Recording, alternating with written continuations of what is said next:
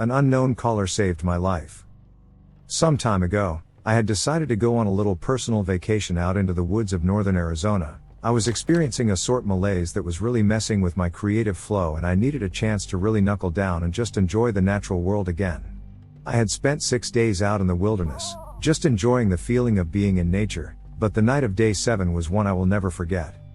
Noise. Something was waking me up. Groggily, I rolled over and looked at my phone. It was ringing.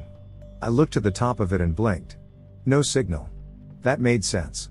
I had come out here for the isolation, a chance to clear my head and make some music again.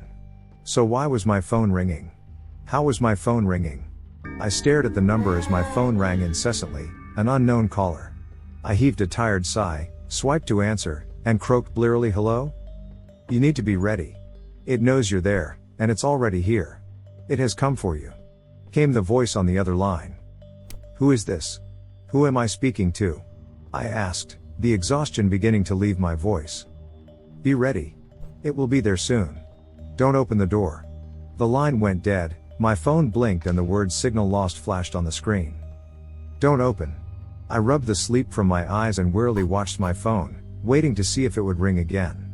I must be losing it, I murmured, placing my phone back on the nightstand and rolling back over to go to sleep. That's when the house thundered. Booming knocks shook the glass of the windows and rattled the glassware. Jesus fuck. I spun to the door of my room, and my mouth dropped. My door was closed, but it was shaking like something was trying to get in. Boom boom boom. 3 knocks in short succession thundered against my bedroom door. I didn't remember locking it. The only door I locked was the front. It was the only one I figured I needed to out here. The angered knocking came again, 3 strong blows, and the rattling began anew. It shook the door, and as I watched I saw the frame begin to crack. My phone rang, and the rattling stopped. Sparing a glance, I snatched it off the nightstand and looked at the number. Unknown caller again. Shakily, I swiped to answer the call and brought the phone to my ear, saying nothing. "It knows you're in there. It isn't going to be polite for long. Get under the bed. Hide." Then, the line went dead again, signal lost. I looked at the cracking doorframe and wasted no time taking this mysterious caller's advice. Quickly, I crawled under the bed and watched. It was only minutes. I knew it was only minutes, but it felt like hours. I stared at the door, terror wrapping its cold arms around my gut. My breathing became ragged as my eyes remained glued to the door. It wasn't moving. There was no knocking. Had the caller been wrong this time? Was it done? Had it just given up? What was it? Questions raced through my skull, each firing out of the cannon of doubt before the next one could be rationalized. Could any of this be rationalized, though? Something had called me up and warned me of something else in my house. Now that something else was just outside my door. I couldn't explain it, but I had this feeling. Like whatever it was that was out there was waiting for me to make a move. Like we were in some kind of terrible chess game. So I watched. I waited beneath that bed for agonizing minutes. The sounds began shortly after that. Soft scratching noises, almost inaudible from my position. The one my signalless savior alleged would keep me safe. I never let my gaze drift from the door, and I'm glad I kept it there because watching what happened next defied logic. The door itself began to bulge inward. I could hear the wood splintering as the center continued to bubble toward me. Then, it exploded. Debris and lethal wooden scrap fired throughout the bedroom. I wasn't spared when this happened. My hiding place provided shelter from the brunt of the door's destruction, but I was peppered with fragments of splintered wood that dug themselves into my skin. I wanted to cry out in pain, but the sight of what was beyond caught the scream in my throat. There, standing in the doorway, I saw a pair of feet. Massive legs that must have been at least 3 feet across themselves, but that wasn't the strangest thing. The skin was no tone I had ever seen on a human.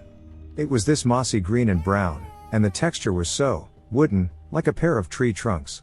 Slowly, the thing in my doorway ambled its way into my room. I could hear its heavy, ragged breaths, like some sort of hunting beast. It was at the foot of my bed. The scent of moss and pine clung heavily to it, but there was another scent I caught as it just stood there. Rot. Death. The pungent odor of decaying meat clung to the creature's wooden legs. I had to cover my nose and mouth to keep from retching as it circled the bed. Was it going to throw it up and pull me out from underneath? Was this monster just waiting for the perfect chance to tear me to shreds? What the fuck was it? The feet turned, and suddenly my blood felt like ice. My whole body shivered as the temperature in the room suddenly plummeted. I could see my breath as this thing let out an ear-shattering roar. I can't place the sound, but it reminded me of a mixture between a jet engine's roar and a grizzly bear's growl. I watched from my hiding place as the nightstand was lifted and launched across the room. I could only hear the thing shatter as the creature tore the place apart. My eyes were discs in my head, my hands were clamped over my mouth to hide any sounds of breathing or whimpering, but just as it spun to face the bed, it stopped. Instead, whatever it was turned and shambled out of my room. What the fuck, what the fuck? They were the only words I could choke out as the creature disappeared from my sight. Then the phone rang again. Terrified, I seized it, trying to silence the ringer.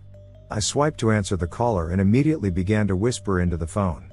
What the fuck was that? Who are you? How the fuck did you know it was coming? There's no time for any of that. It knows where you are. You need to run. Jump out the window and keep running until you lose sight of this place. Keep going until you reach the highway. Don't come back until morning. Are you fucking kidding me? That thing is huge. I can't outrun it. You have to, it's the only way you win this. Then the call cut out. Signal lost. I steadied my breathing and psyched myself up, shooting out from under the bed as I heard that dreadful roar again. It was coming back. I didn't have time to think. No time to find shoes. I bolted toward the now shattered window and dove, slicing my arms and legs against the shards of glass. Adrenaline coursed through my veins, urging me to ignore everything else. I ran. Bolted through the forest as fast as my legs would carry me, twigs and rocks tore into my feet, but I kept going. Even as my chest began to tighten and my lungs began to feel like there was a fire being set beneath them. I ran. I couldn't hear the monster behind me anymore. Maybe it stayed at my cabin. Maybe it kept looking elsewhere. Every ounce of me just hoped I had gotten lucky, but the voice on the phone told me to keep running until I hit the highway. So I did.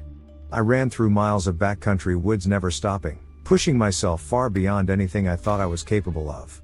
Just to get away from whatever the hell that thing was.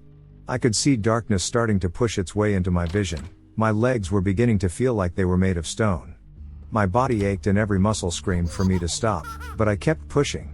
When I burst through the tree line onto the road, I stopped. Almost instantly I began sobbing and I dropped to my knees. I gazed up at the moon as my phone began to ring again. I pulled it out of my pocket and looked at the number. Before I could do anything else, darkness overtook me. I woke the following day in a hospital bed. Apparently someone had discovered my unconscious and bloodied body on the side of the road. The sheriffs had a million questions. None of which I had a good answer for. They thought my story sounded like something I had made up, but when they went to the cabin, many of them were singing a different tune. It looks like you got lucky and escaped one of the biggest bears I've ever seen. One of them said. Didn't find it, but the claw marks in the wood made it look like a damn dinosaur. Grizzlies are huge, son, but not even they leave marks like that. When I asked about the phone calls, they just shook their heads. There's no cell service that far out. You might have imagined that part and everything. It took me over a week to recover from my injuries. I was told I had lacerated a tendon in my right arm, and that it had never quite functioned the way it had before. That was the arm I used to play guitar, and to this day, there are still certain notes my fingers just can't quite nail anymore. The day of my discharge, I was given the things that they had found me with and given an escort back to the cabin. The debris was mostly cleaned up by the time I arrived to collect my things, but the damage to the building itself was visible, and the cops were right. Whatever the hell it was that came after me that night must have been massive to leave the marks it did so deep in the wood. I checked my phone as I crossed the threshold of the house to gather my things inside. No signal. Well, thanks, whoever you were, I muttered, gathering what stuff was left after the attack. To this day I don't know who called me, or what it was that was in that cabin, but frankly I don't think I want to know.